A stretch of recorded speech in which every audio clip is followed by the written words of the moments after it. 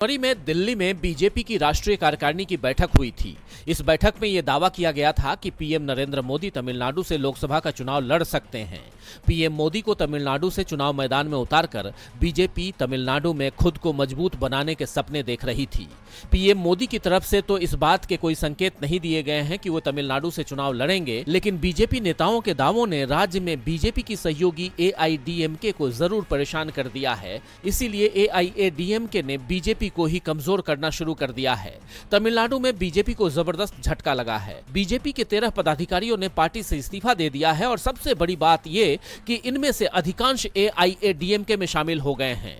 इसके बाद राज्य में बीजेपी और एआईएडीएमके के नेताओं के बीच भी विवाद शुरू हो गया है। तमिलनाडु के बीजेपी अध्यक्ष के अन्नामलाई ने कहा कि बीजेपी के करीब 4 नेता एआईएडीएमके में शामिल हुए हैं। ये तमिलनाडु में एक दुर्भाग्यपूर्ण बात है।